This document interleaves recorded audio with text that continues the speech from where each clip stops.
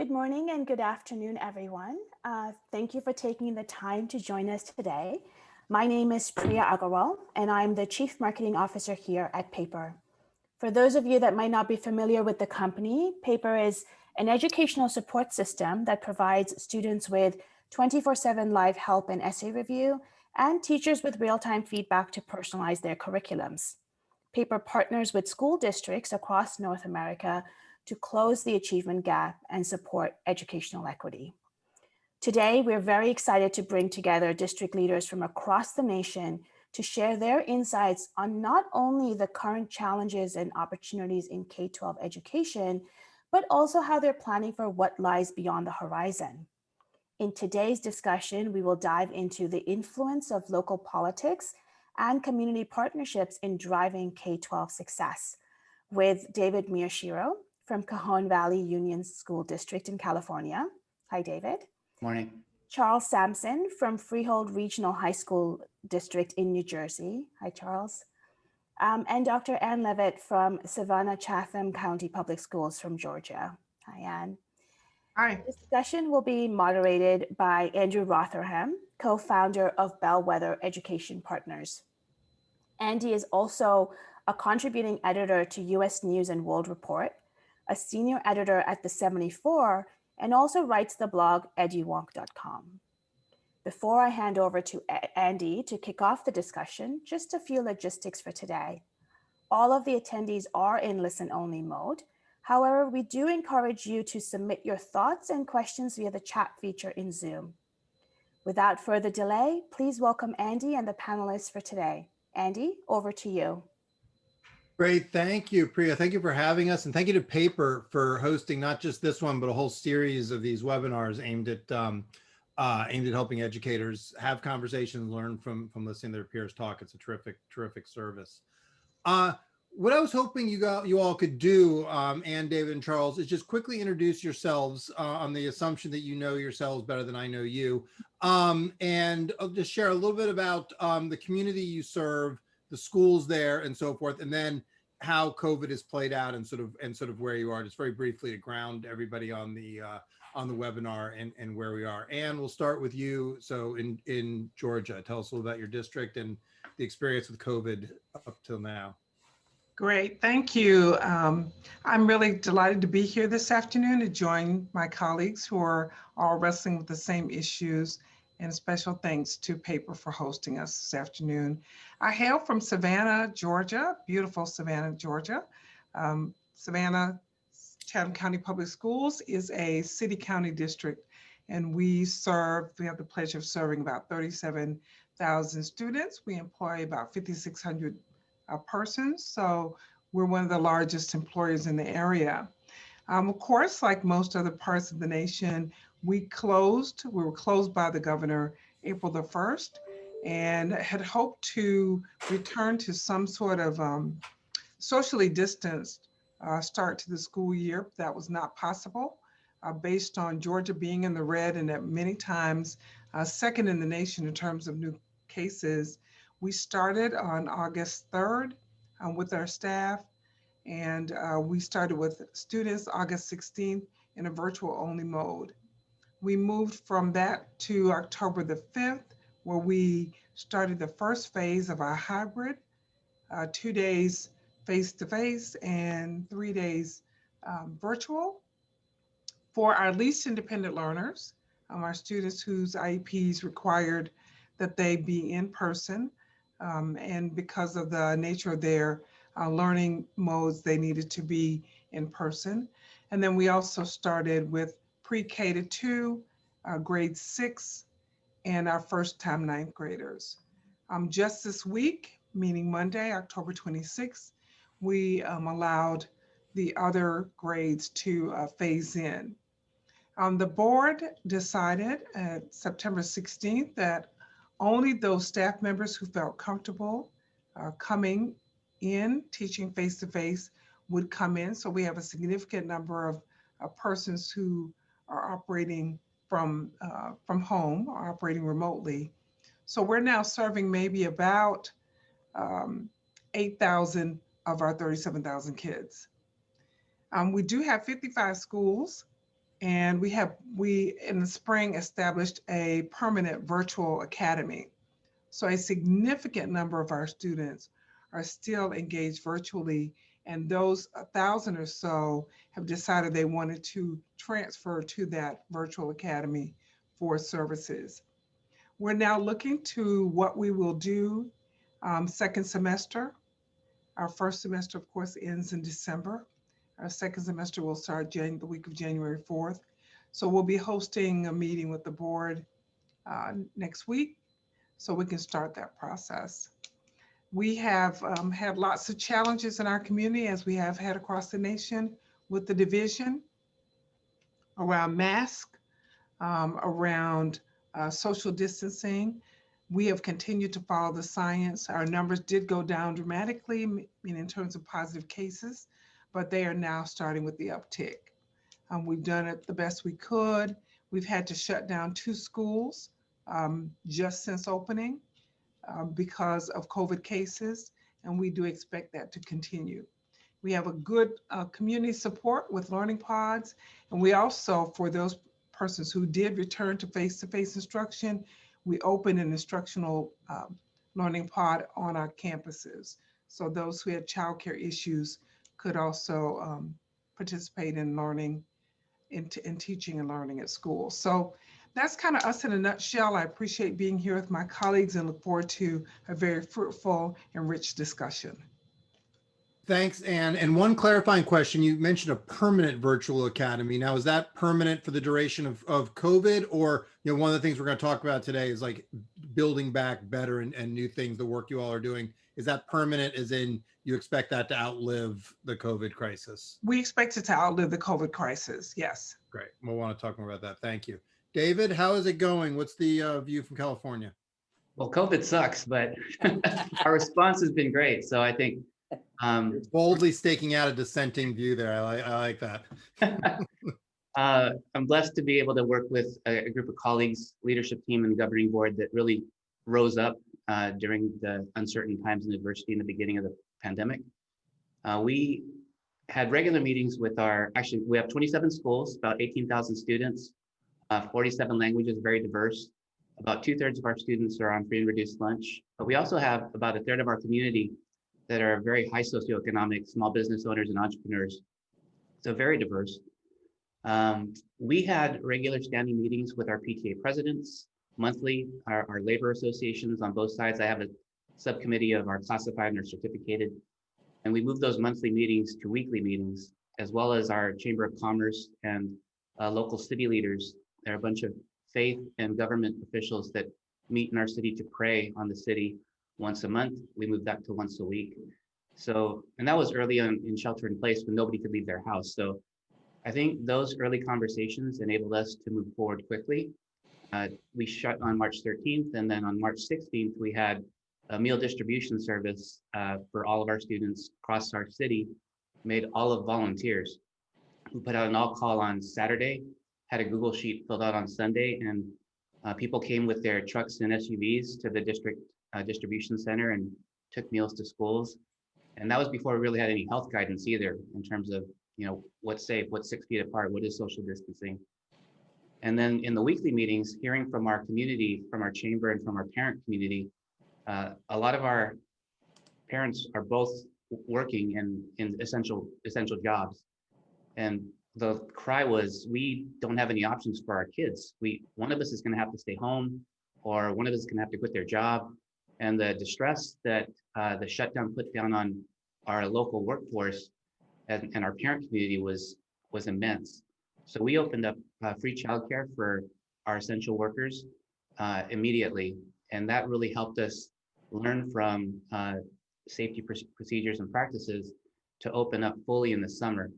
And in the summertime, our governor allowed schools to open and made an announcement that schools in California will be open for the next school year.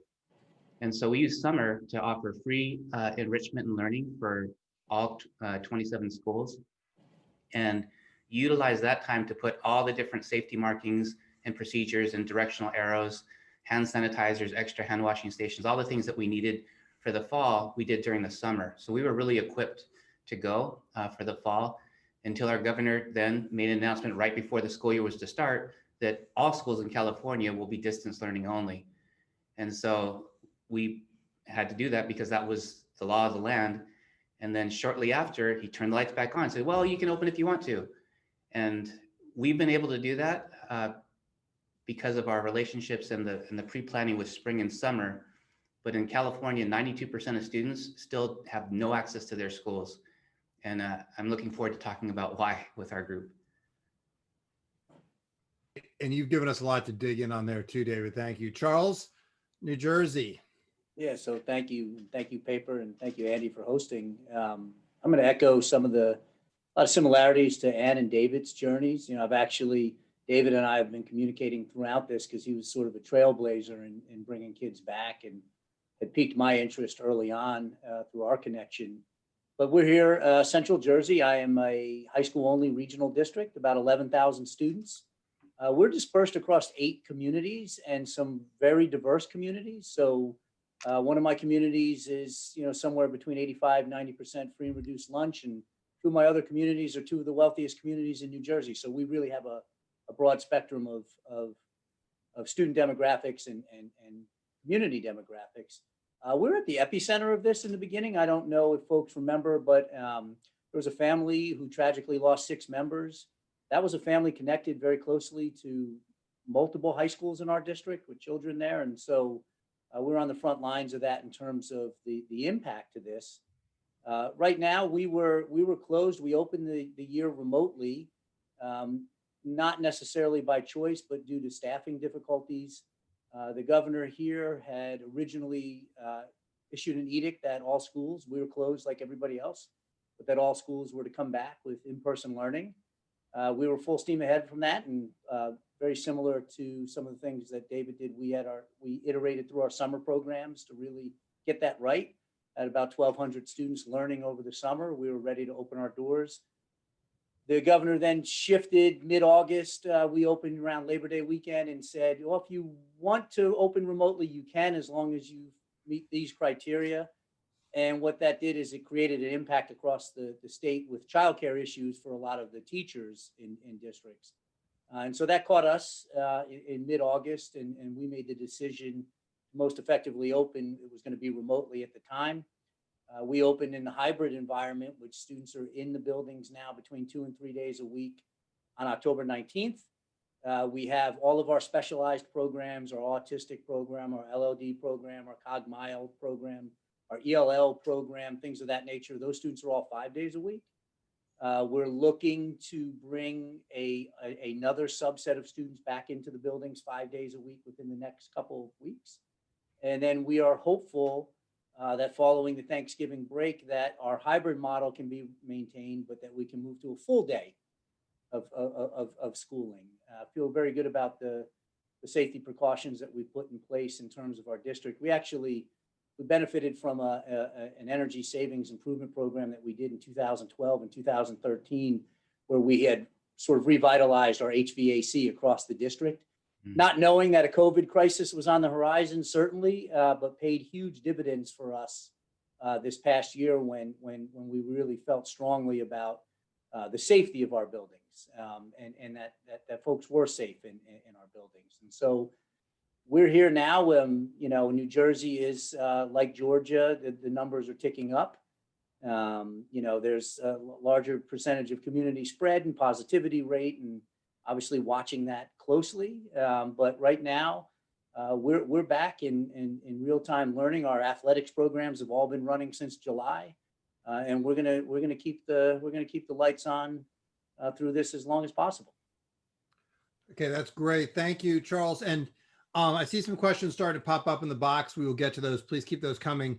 For now, I would be great to hear from you all on this idea of sort of building back better. How do you want to come out from the other side of this? And then more immediately, in this environment, how are you thinking about success? You're operating in sort of different contexts, different challenges. Like as a leader, how are you thinking about like what is success? And then how are you thinking about like things you're going to do to build back better and come out the other side of this stronger? David, we'll start with you. And then I know Ann had the academy, and then Charles. Sure. Chuck and I have met through Digital Promise and the League of Innovative Schools. It's a national network of about 100 districts identified to scale innovation and digital success. And so our districts have been using one-to-one digital technology for 8-10 years prior to the pandemic. So transitioning to distance learning and allowing kids to be fully engaged in a blended and personalized learning environment, our teachers had in their back pocket, and our kids, they've never known a day where they didn't have their own computer for their learning at home and school. So that transition for our parents was seamless. When our kids log in, it's a single sign-on to all their different tools, and there were no issues. That wasn't the case across the state of California.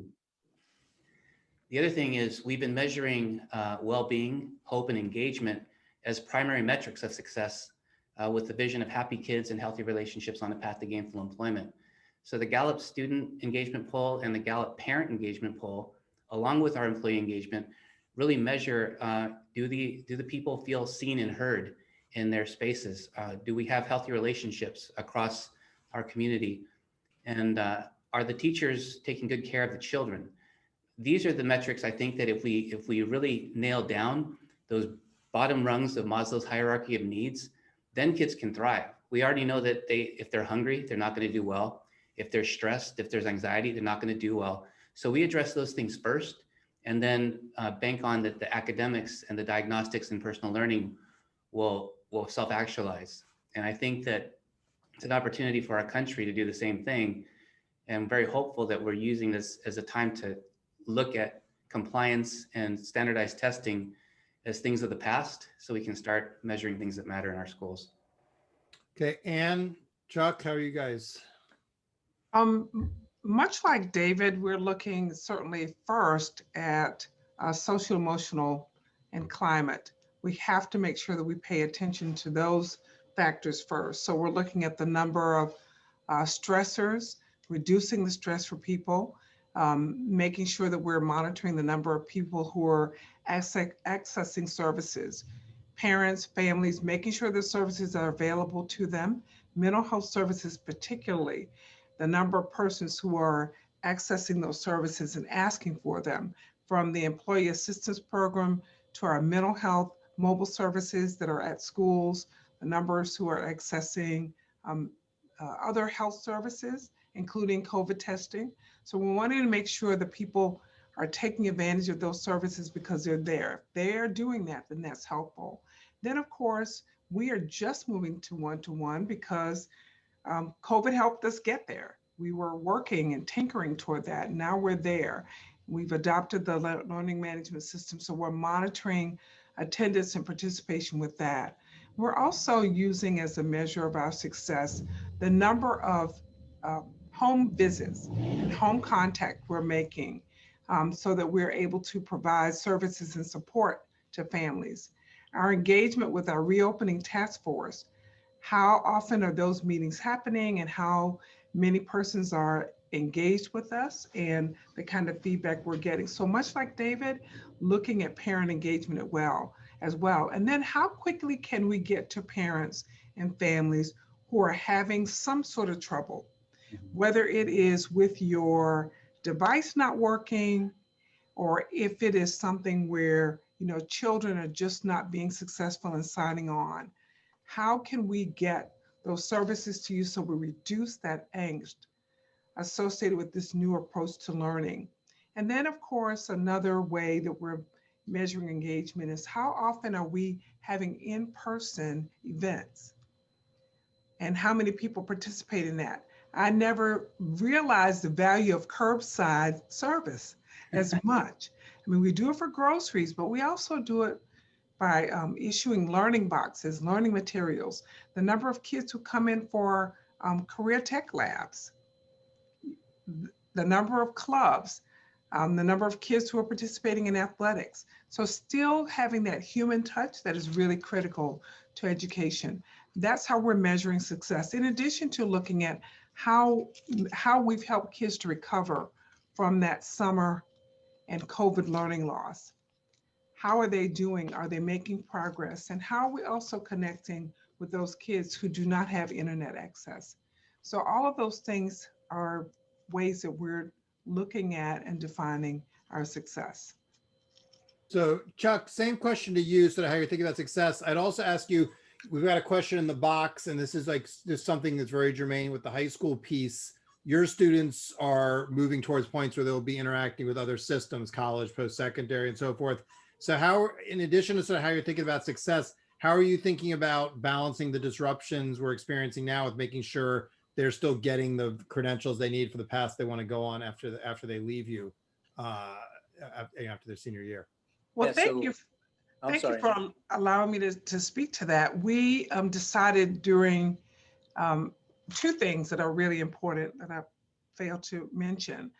Number one was we established early on that our psychologicals and our evaluations needed to be managed well before we opened up schools. So we established testing centers that where our staff was appropriately protected and our families as well. So we could keep those evaluations going for our kids who might need special services. And then number two, when we started out, before we even opened up schools, we started circulating our juniors and seniors coming in, scheduling our juniors and seniors to come in for consultation. This is a very critical time for them to make decisions about university or post-secondary work. And we wanted them not to rely just on telephone conversations as they did their career in post-secondary planning. So we had senior consultations. Seniors were coming in anyway for photographs and all these other activities. So we decided we might as well add the counseling component. So they would be ready for FAFSA. They would be getting their letters of recommendation. All of those things lined up. So because we weren't in person, did not mean that we wouldn't pay attention to those critical tasks that needed to be completed with supervision and guidance from our very best counselors. That's all. That's super helpful. Thank you, Ann. Chuck, same question to you, sort of how you're thinking about success overall, and then in particular, the population you serve, who this is hard on kids of all ages, but there's some unique aspects, obviously, with high school, with, you know, as students are thinking about their future plans. Yeah, so 11,000 students thinking about college and career, right, and or military and things of that nature. So one of the things that we did way back in the spring was we really built out specific processes at each one of our high school to identify individual students with multiple adult touch points along the way, right? And so there were different, whether it was the individual teacher, our academic supervisors, our building administrators, our guidance counselors, our nurses, they were all involved in filling real-time sort of data points about each and every student within our system, which allowed us to quickly identify students who were struggling in the remote environment, quickly identify students who may not have access to the things they need, technology, whatever it might be, because we did find a lot of folks who said they had the technology, ultimately didn't, or didn't work to the way they thought, or parents lost their jobs at certain times or went remote and placed a strain in the household. And so being able to quickly sort of make sure we met all those needs. But we took that work in the fall and built it out from our operational end for our high school students, for our juniors and seniors in particular, with the college application process, making sure that we were having those one-on-one meetings, one-on-one calls. We sort of redesigned our schedule on what that looked like. And so we were able to meet all of the standard expectations of helping a student through that either college application process or thinking about the workforce.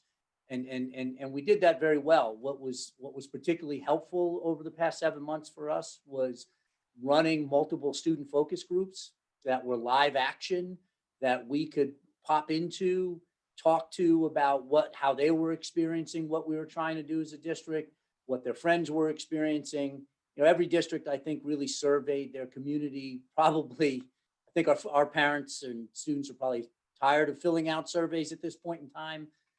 But as another way of really getting back to a lot of the individual experience in the system, student focus groups were really powerful for us. Our curriculum team spent a lot of time this summer streamlining our curriculum and really chunking the critical standards to what our learning expectations were for this school year, and then working with our faculty and staff so that they understood those guidelines. And we've got time built into our schedule every day at the end of the school day to work through that with all of our faculty and staff to make sure that we're meeting those critical standards. Obviously, the time construct is a little bit different in the hybrid model, and to do it that way, what I'm fearful of is one thing that's become apparent in all of this is, the old seat time requirements, they should not exist any longer, right? But while we're simultaneously coming up with solutions to meet these curriculum standard expectations, our State Department of Ed is pushing down everything as was, right? So there's no changes. And there's some real opportunity here for change, especially the high school. We have a lot of career and technical ed pathways for our students that, they're actually hamstrung by some of the state seat time requirements. This has allowed us some freedom from that, actually. My fear is that the freedom that we might presently have now is going to quickly come to an end as everybody sort of hops back onto the accountability measures, from the sort of the state hierarchy. So that's where we're working presently. What do you all getting? David, I'll start with you, but I'd love to hear from all three of you. In your earlier remarks, you all mentioned your governor and decisions that the governor had made and how that was impacting you all. Like, are you getting the support that you need from public officials, local and state? And if not, what do you need? Are you getting sort of support and leadership? And if not, what do you need? I think the reason that the three of us are on here is because we've had to create systems ourselves. And so I'll be brief because I really want to hear from Ann and Charles on their state leadership, but we're still scheduled to have standardized testing at the end of the year, Smarter Balanced. It's a computer-based test. And 300,000 kids still don't have access to computers or Wi-Fi. And they haven't thought about, well, if we have proctors in testing security during, non-pandemic times, how are they going to monitor testing security when kids are at home? The dumbest things ever. They're having teachers monitor and quantify work and then track it on logs for each student for attendance and accountability. Teaching in a pandemic is already hard, and these things that the state is pushing down are not only useless, but they're stressful for everybody. And our governor is like a 2-year-old that found the light switch for the first time and is playing, turn on the lights, turn off the lights with the state, every other day with different guidelines and different rules. That's just made the politics around what we're doing contentious between local school boards, their labor associations, and superintendents. And I'll hand off one last thing. Our governor released guidelines for Thanksgiving. I thought our colleagues were kidding when they're sharing that we can only have 2 households in a closed building, and we have to wear masks if we have more than one house. It's like, you're going to tell us how to do Thanksgiving, but you can't tell us how to open our schools and provide for our children. It's just like, Charles, take it away, man. Yeah, no, it's similar here. I mean, a real lack of connection to what's happening in the field with the decisions that are being made in the State House. I'll give you the perfect example. We have Election Day next week. All school districts in New Jersey were mandated to have a remote day, for polling locations. But we quickly said, well, wait a minute, we're just back to in-person learning. We have 6 high schools and none of them are polling locations. So why would we need to add another remote day? And so there's just this absolute disconnect between what's happening in the field and what's coming out of the State House. The other difficulty here is, things that are being legislated, either from a curriculum standpoint or from expectation standpoint, are acting as if COVID didn't happen, right? And so those things are still coming. The guidance has been inconsistent would be a kind word. It's been a bit of a free for all. And in New Jersey's context, we're a small state. We have 600 different school districts though in this state, and to allow 600 districts to determine 600 different ways of how they're doing this under the guise of local control. So one of the things I was saying is, that there has been a complete abdication of leadership here in New Jersey under the guise of local control. And what that does is really allowed for a disservice to so many students because some consistency would have helped a great number of kids. And I think I was reading in New Jersey the other day, there's still somewhere just south of 300,000 students here in mid-October, 7 months into this pandemic, that are not connected to the internet. And so to allow schools to just go remote while those hundreds of thousands of students are still not connected is educational malpractice at its finest. And we're living in it, and so the here, we just named a new acting commissioner of ed, but for several months of this, we were without a commissioner of ed, without assistant commissioners. And so there was a real void here in New Jersey that I think just exasperated the situation even further.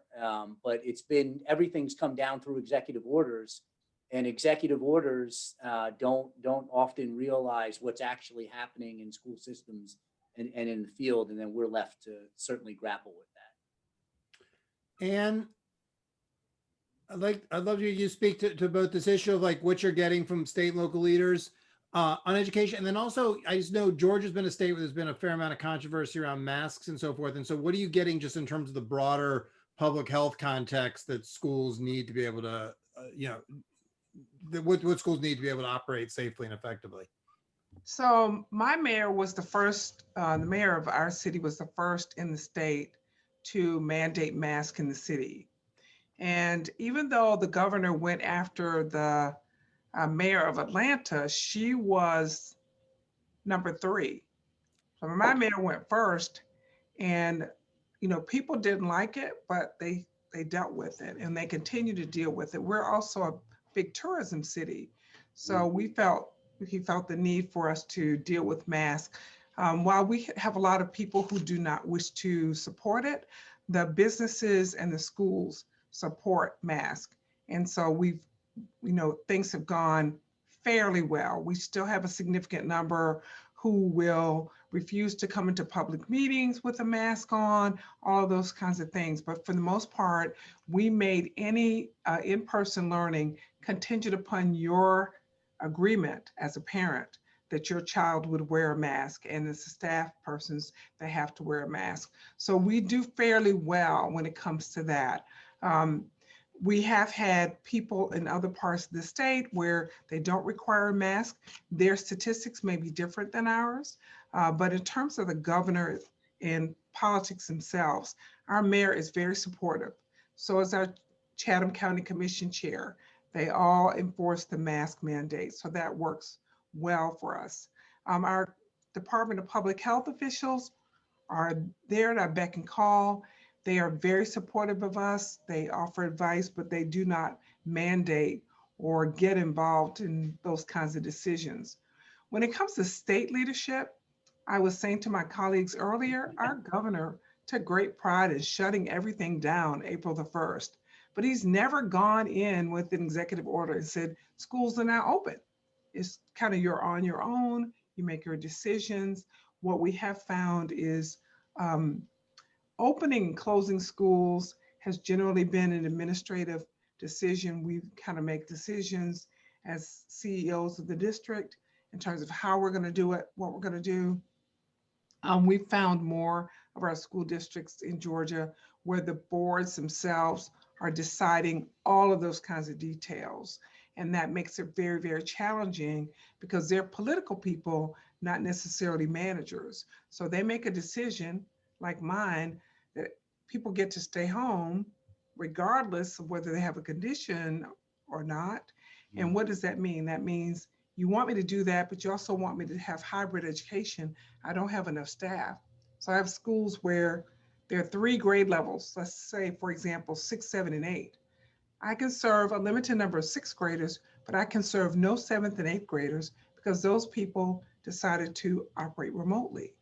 That makes it very challenging for families, makes it very challenging for administrators. We did also have some activity from our State Board of Education based on our request to Betsy DeVos to be exempted from state testing based on the sheer number of kids without access to internet. She denied that request. So our state superintendent went to the state board and said, hey, I'd like for the state test to count for a lower percentage. And they denied that request. All political appointees of the governor denied the request. So now school districts are in a position of how do we ensure that our kids are not subject to this kind of political action? We're also now dealing with hold harmless provisions that we want to put forward based on students choosing to go here, there, and everywhere and not necessarily being enrolled. So we're going to see how that plays out. It's all based on who's in office. And then finally, in terms of support, we got some masks, we got a few cleaning machines, we got some sanitation supplies, but in terms of additional money outside of CARES, we didn't get very much. And with the whole DeVos, you got to give the money to the private schools. Now we got to wait to get the money back. All of that has had a negative impact on what we've been doing because the guidance goes from one thing one day to something else the next day. When we first started out with even the guidance on how to reopen, it was all about keeping people safe, learning recovery, making sure that we are doing our best in terms of staff and students. Now, and overnight, again, the guidance changes where it's all about keep the schools open, keep the cases down, open under basically any circumstances. So it's been very, very challenging for us dealing with the politics when as school leaders and district leaders, our responsibility morally and ethically is to the children that we serve. So we're having to try to fend off the politics, try to make our way through and still get what we need in order to serve kids. And that has been, we all deal with politics, we deal with it all the time.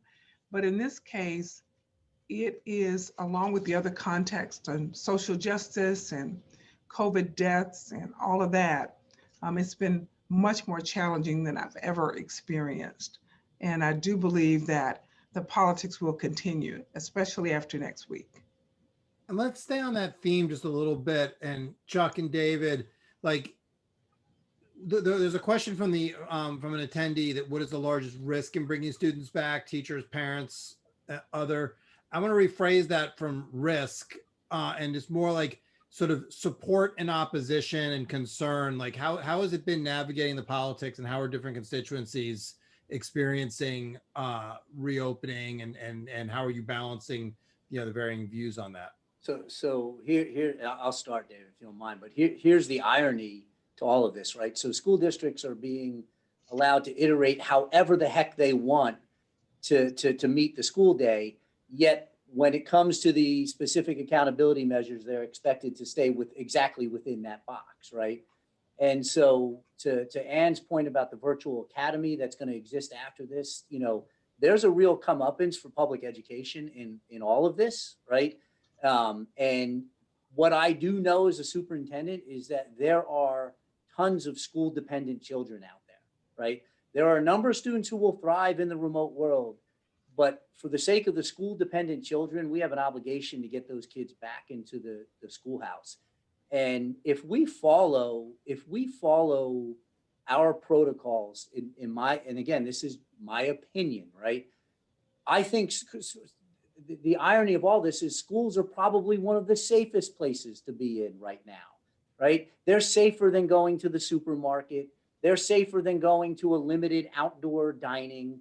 They're safer than after school athletics that are all still off and running, right? If you're following this explicit protocols in the schoolhouse, but the shift in all of this is the unknown around COVID, right? So we had to move certain fall athletic programs to the spring because of the COVID numbers at the time. Mm-hmm. Yet we're going to open our winter athletics with worse numbers than what the fall athletics were moved from. So it's just this shifting landscape that you're operating under. But I feel very safe in our buildings. My board has been great about this. Our meetings have all been in person since June, and that's accommodating the public as well. You know, and that's anywhere between, we had between 40 and 50 individuals at board meetings, and we're able to social distance in an auditorium and manage that and do it well, and have our screening processes leading into that. And everybody has to wear a mask, right, at all times. But I do think that we have figured out some things here that work. But there's a whole host of students out there that are saying, I actually don't need to physically be in the schoolhouse. And so what does that mean for me? Because I'm successful in this too, right? And then there's a whole bunch of students that are just clamoring for more school time. They need it. And to be able to serve all those students, if state departments of education do not allow public schools to come up with creative solutions to this for kids and become more flexible with their guidance and guidelines, I think public ed is going to be fundamentally diminished from what it was prior to COVID. And I'm not confident in our departments of ed that they'll release some of that control to allow school districts to really serve kids the way that we know we can. David, what would you add there? And then I have a question for Yeah. the three of you, sort of taking this like a little bit more granular, but what would you add in general on sort of the different constituencies? And, you know, Chuck was saying when he talks to parents, they're like, or excuse me, he thinks schools are safe. How are parents in your community like receiving that, and teachers' willingness to come back and all that? Like, how's that all playing out? Yeah, I'll double down on that statement first, that schools are the safest place for kids.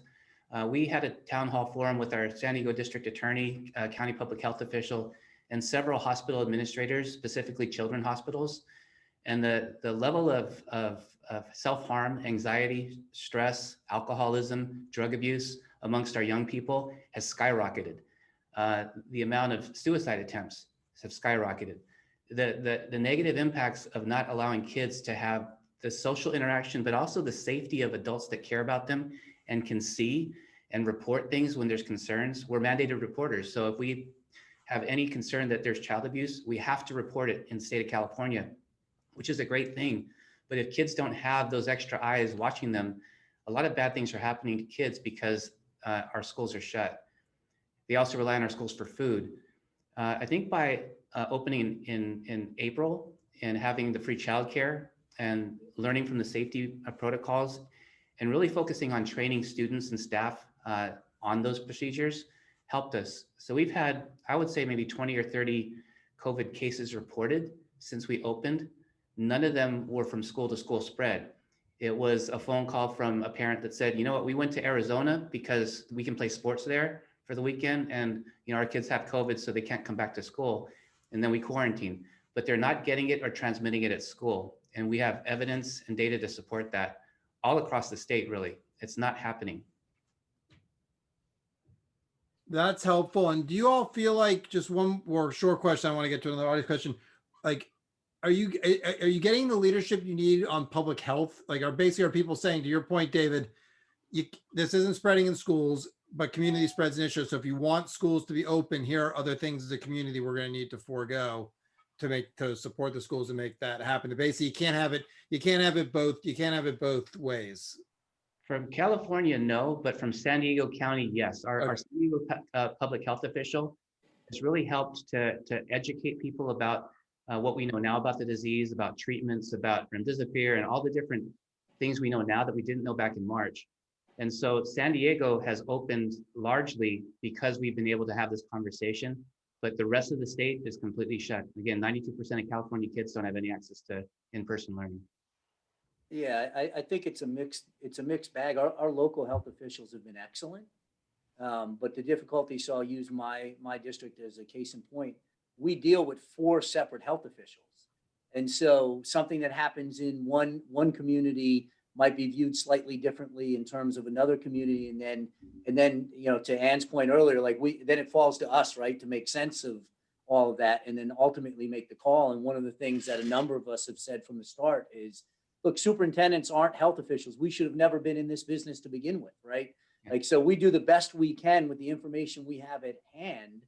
But once you hit a certain point, you're reliant on your health officials for is this safe or isn't it safe, right? No, I'm not equipped to make that call, and I'm sure my colleagues would say they're not equipped to make that call. We take all these factors in, but when you have a state with real dispersed local control, that becomes even more difficult, right, to get to, because somebody's truth in one town is not the truth in the next town, and that makes it just even more difficult at the local level to make informed decisions to make sure we're erring on the side of safety.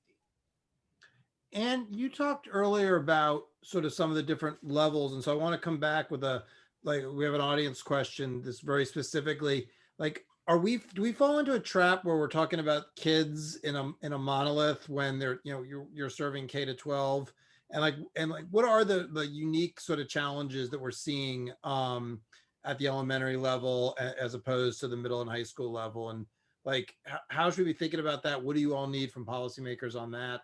What's working and not working? Broad question, but this issue of, like, we talk about kids, but they obviously come in all ages. They obviously do. And I think one of the challenges that we've had, we just talked about it earlier this morning, is, I worry most about our earliest learners, because they are, for many of them, like my pre-K kids, my pre-kindergarten kids, this is how they're starting their experience without the support of a teacher face to face, and they really do need that. Our earliest learners, those who are learning to read, they need that face-to-face instruction. And it's that relationship and those very important skills that they're learning about socialization, how to take care of their bodies, and that learning to read process is really critical. And of course, I can't forget numeracy as well. Those are really critical skills, and I'm concerned that they may be losing that. Now, of course, those transition grades, we tried to do something special for those grades this year. Every grade is important, but moving from elementary to middle school, that's a really important time. So we put together some opportunities for our new sixth graders and new ninth graders, because those are transition grades, and it's, they're making a big switch, and now they're doing it virtually. So we continue to build on that. But I think every administrator, every educator knows that those are all very important times. And then I think it's really important to know the transition from the sudden shutdown to the start of the school year, no matter how you started, was a really important piece for us to pay attention to. No additional money, no additional time, but we needed to pay attention to how do we ease back into instruction for both the staff, the families, and the kids, because they had, in many cases, been traumatized, job loss, family member loss, just a big change period. And that's why the attention to social emotional needs were really important. People needed to feel safe. While I wanted to jump right into teaching, we couldn't do that. So knowing that our teenagers also were much more inclined to be thinking about the social justice issues that surfaced over the summer. Also, a significant part of my population is African American and Hispanic. So those things did not go lost on us when we started thinking about how to support our young people. We even highlighted and communicated more broadly our counseling efforts, stepped those up, and then made sure we stepped up our mental health. We didn't get any support for any of that. We just made our way, made our own decisions about how to make sure that that happened. But clearly our teenagers needed attention, middle schoolers for sure, but then our earliest learners also, I didn't need to get them to get lost in all of this. So each of us paid attention to those different groups and what they might need, and also what their parents might need, and their teachers. How's that been, Chuck, in New Jersey? I mean, you're focusing just on high schools.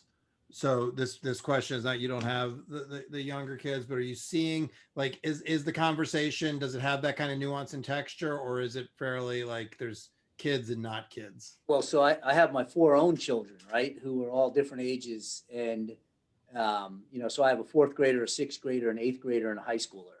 and they're all dealing with this in really different ways. And one of the things that resonated with me, and I've shared this story with David, my fourth grader is severely dyslexic, and she struggles in the remote world because if a teacher says something and doesn't put it in the chat room, she's spending so much time decoding the word that she's lost. So she's not learning, right?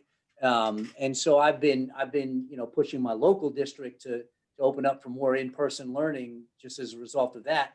But one of the things she said to me that really put it in perspective, we were walking this summer, and she said, "Dad, I really hope we go back to school." And I said, "Why?" And she said, "I think I forgot how to do division." And so we're talking about these foundational things that are so important. And for here, and Ann said something that really resonated with me too.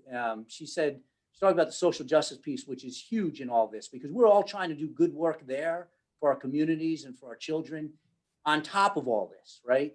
But she also said we're trying to help parents. And so many of our parents have struggled in all this, whether they've lost their job, whether they've been forced to be remote, whether they've been downsized in some way. And so it's been sort of a crisis within a crisis within a crisis. And making sure that we're helping to support them, where even students who may have had support systems that were firmly in place, those have been eroded in all of this, right? And so it becomes how you choose to balance your time in all this to do this as effectively as possible. I think what's most critical in this is really just having systems in place where that alarm sounds quickly when a kid or a family is in crisis, right? And if you haven't built those structures, too much time can lapse in all of that. And I think that's really, and districts have different varying degrees of being able to do that, right? And so that's where I think, some consistency from state level and department level might ameliorate some of those issues. David, briefly before our final question, like this question of like, should we be triaging and thinking about different age groups differently? Do you feel like policymakers and others are being attentive to that, or kids being lumped together? What are you seeing out there on the other coast? I think it's relative to each family. And so what we've adopted as a phrase is the children are our treasures, but the parents are our clients. They're our customers. So really getting to know each parent and each individual need.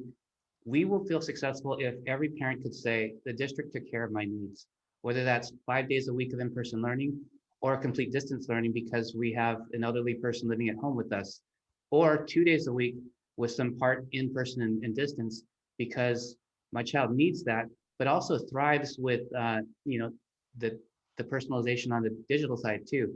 So really being able to customize to each parent's needs for the children together and making those decisions about what's best for kids with the families.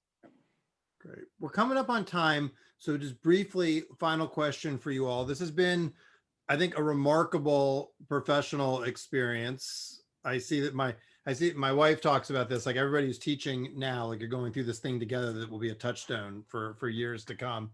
And it's complicated. And I forget who, I think it was you earlier, David, was saying we were still learning about this disease. We're still learning about all of this. So it's a huge learning experience. So I say that by way of saying, if you guys are comfortable, to share as sort of a closing thought, like what's the most pronounced thing you've learned from this experience, such as it is to date, in terms of your work and in terms of schools? Like what's been a big, like genuine aha for you? For us, I think we're having to learn to pivot quickly. In basketball, the difference between whether you make a shot or not is your ability to pivot. And we're having to pivot. Predictability is not our friend. So in crisis, we're experiencing a crisis, but there's also an opportunity for us to revisit what we do and why we do it. Some of the things that we've considered really important, meetings, got to meet, you got to have professional development, everybody's got to do it at the same time. We learned very quickly that is not the way to go. So we've used our technology differently, and we've done that on a dime. We've done it in a different way. But I think more than anything, we have to pivot. We've got to be able to move even large districts have to move quickly. And communication is the way to do that. Have a good understanding of what you're doing, why you're doing it, and make sure people feel comfortable and trust you so that they'll take an opportunity. They'll take that time to move with you as opposed to just doing it because you say it needs to be done. Equity is a real issue, continues to be an issue. Those are my key learnings. Great, thank you. Chuck? Yeah, Big aha? I echo everything Ann said, and a couple maybe additional ahas is how neglectful we've been of our public education infrastructure in this nation. And you know, when we can't, when you look at from a building standpoint, from a construction standpoint, and the types of facilities that kids are in every day, then and why that was so difficult.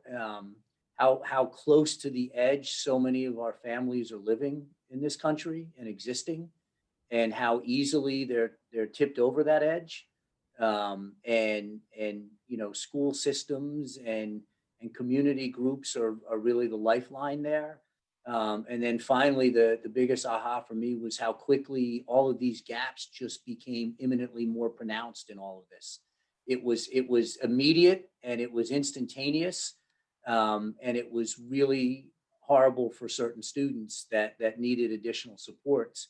And I hope that we've all learned those lessons about how quickly we need to be ready to lift up those children. And but that was how fast it happened was shocking to me. Thanks. David? Yeah, I'll build on Chuck's comment about the gaps. COVID isn't a change agent, it's an accelerant.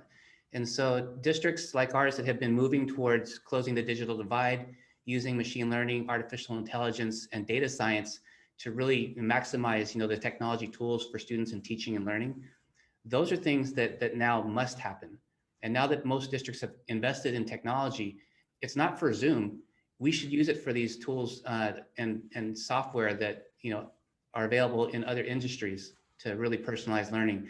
The other thing is the alignment between K-12 education and preparing kids for the workforce.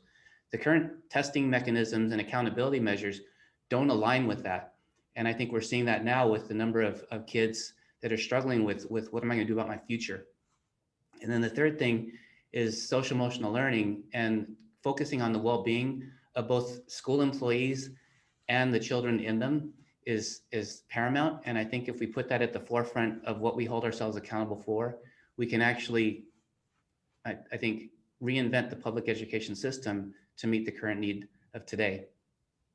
Well, thank you all very much. I think one of the downsides of these formats is everybody can't give you an easy round of applause, but I think I can speak for all the participants. That was a great discussion, and so people are very grateful. One of the upsides of this format is we can bring together 3 leaders from across the country and get these different perspectives. So thank you very much. I'm going to turn it back over to Priya from Paper to bring us home. Thank you so much, Andy, Chuck, David, Ann, for just an incredibly insightful and lively discussion. For everyone listening, we really hope that you enjoyed the session today. We would love to get your feedback on the event, as well as input on topics and speakers for future events. We'll be sharing a survey following the event, so please do take a moment to fill it out and give us some input. We'll also be providing a recap of the discussion as well as the recording in our follow-up emails. And in the meantime, if you haven't done so already, please do register for our upcoming panels on November 9th and November 18th. We have yet another couple of incredible topics and an incredible lineup of district leaders for you. Thank you again, and we really look forward to seeing you at a future event. Have a good rest of the day, everyone.